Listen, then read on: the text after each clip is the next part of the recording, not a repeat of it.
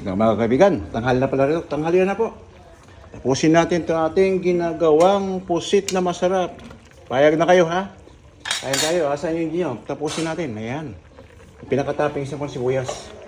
Masarap yan, kaibigan. Allah, mga kalugar, mga antayo na po na adobong pusit na to. Yan yung ipuluto niya. Daberyo. Uminom tayo. Kwan lang to, gin bulag, tsaka anong katapat ito. Pilpilsin ang tawag nila. Pwedeng, pag nakatatlo ka, pwede na to. Tatlong beer ka. Alam ko sa inyo po, kasi pag sinabi ko sa mga kapatid ko, inom tayo minsan, sabi ko, tig-dalawa. Parang sabi niya, bitin daw inumin na dala-dalawa na beer ng pilpilsin. Anong nilatag ko yung kwan po, grande pala binili ko. Umatras, tatlo Hindi niya maubos yun, siyempre, di ba kaibigan? Pero kaya mo ubusin, medyo matagal lang. Kasi alam niyo na, marami yun. Dalawa na, sulbox ka na Di ba? Dalawang grande. Ayan po. Payag kayo na masarap po kaibigan? Yan natin. Pwede na.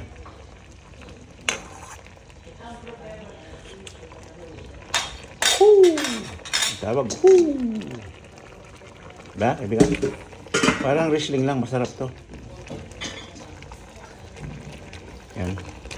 Lagyan natin sa ilalim po para maluto na. Kasi tapos na po ito may konti. Bawa ng mga nila si Char, gusto nila daw to. So kaibigan to. Travel sa to kaibigan. Travel sa ibang lugar to. Hindi pwedeng kailangan lutuin para ilagay sa na lang. Pag press kasi may tendency masira pa, di ba? Ito, perfect na to. Ayun kaibigan, lapit natin. Ayan kaibigan, sarap nito. Ala kabayan, sarap nito. Mga tayon, mga kabalin, mga tala.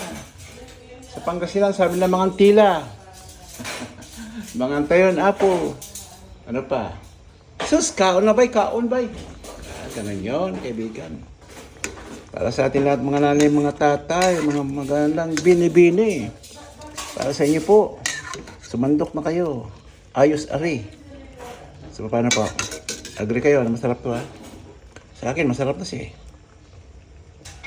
Ayan.